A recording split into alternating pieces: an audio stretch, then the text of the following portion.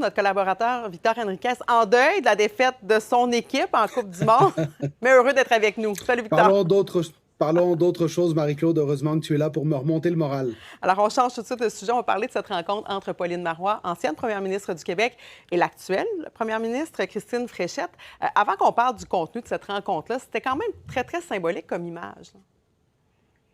Non, tout à fait. Moi, j'ai beaucoup aimé ce symbole-là. Madame Marois, qui a été élue en 2012, devenant ainsi la première femme première ministre du Québec, et de voir cette rencontre avec Christine Fréchette, je trouvais que c'était un très beau symbole. On a senti d'ailleurs que les deux femmes étaient aussi heureuses de se présenter devant les médias. Donc, je trouve que ne serait-ce que cette rencontre-là valait vraiment la peine pour l'image qu'elle nous a donnée du Québec et de notre société. Ouais. Une rencontre qui valait aussi la peine de par le sujet super important qui était au cœur de cette rencontre, la crise de l'itinérance.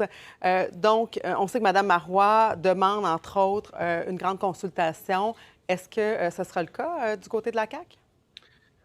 Alors finalement, oui, Mme Fréchette aujourd'hui a annoncé qu'elle avait accepté la tenue d'un grand forum. Mme Marois demande depuis le mois de mai dernier la tenue d'un sommet national sur l'itinérance pour réunir tous les acteurs qui sont concernés. Et c'est une demande qui avait été acceptée par tous les autres partis, que ce soit le Parti libéral, le Parti québécois, Québec solidaire, Parti conservateur. Tous se sont engagés à tenir un tel sommet d'ici le printemps 2027.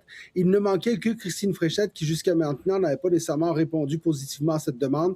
Mme Marois a demandé un tête-à-tête ce qu'elle a eu. Et aujourd'hui, Mme Fréchette a annoncé que le gouvernement tiendrait un grand forum national pour préparer la prochaine politique nationale sur l'itinérance, en espérant également que d'autres acteurs comme le fédéral et le privé seront présents autour de la table. Ouais. L'enjeu est majeur et touche toutes les régions du Québec. Je pense à Val-d'Or, entre autres, Montréal, Québec, Trois-Rivières, c'est partout, dans les grandes villes comme dans les régions. Est-ce que c'est ça dont on a besoin présentement, un sommet sur l'itinérance?